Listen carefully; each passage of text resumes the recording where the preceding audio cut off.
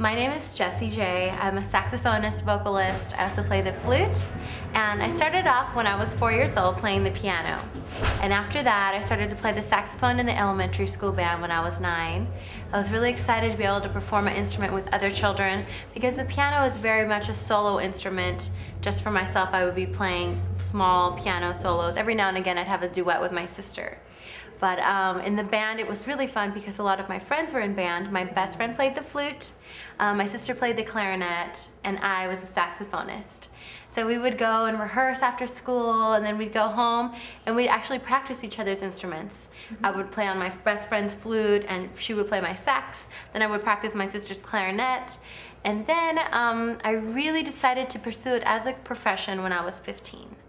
I heard an album of Cannonball Adderley and Sergio Mendes, and I fell in love with the sound of the Brazilian samba, the Latin rhythms, the Afro-Cuban rhythms that I grew up with listening to my parents' record collection, because they're Latin. My dad's from Mexico, my mom's from Texas.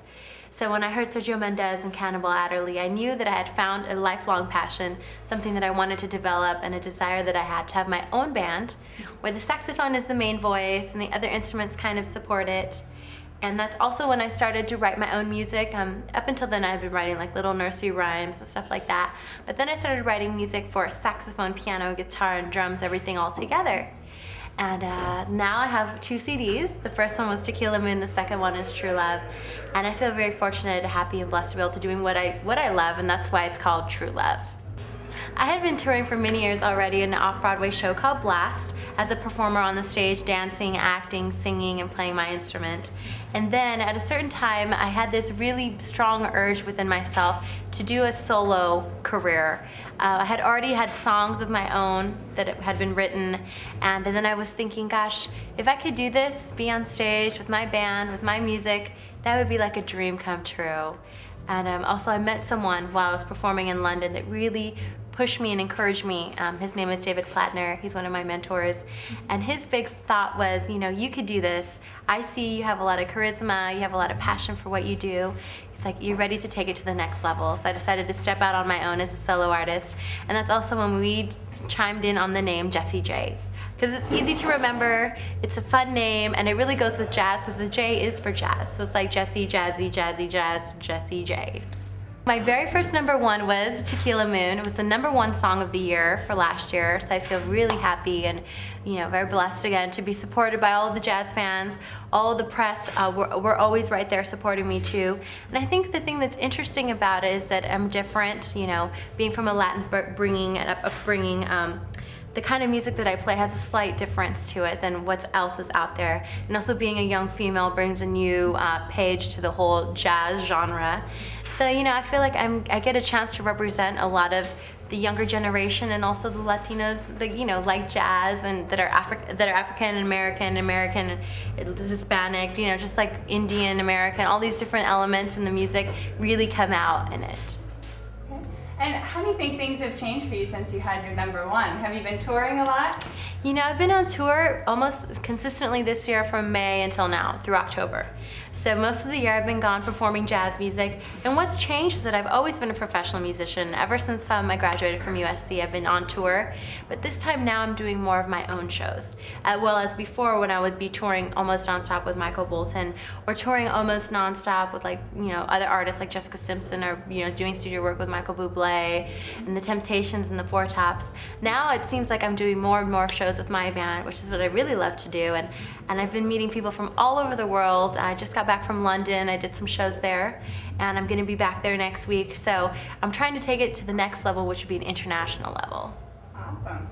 And you just had a second album that came out recently. How has that been compared to making your first, working on your second album? The second album was really fun because I got to write the music all, and we started from a baby, whereas the first album, Tequila Moon, was kind of a collaboration of 2 or 3 years.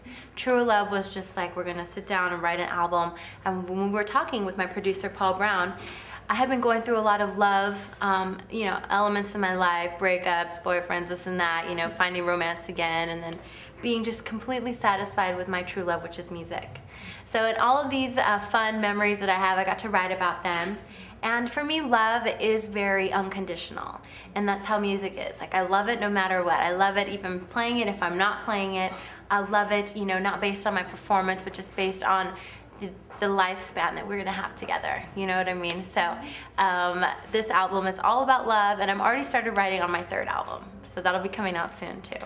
Well, that was my next question. What does the future hold? What is your biggest ambition if you could just pick your future? Where would you hope to go? There's so many things that I would love to do. Obviously, I have a passion for music.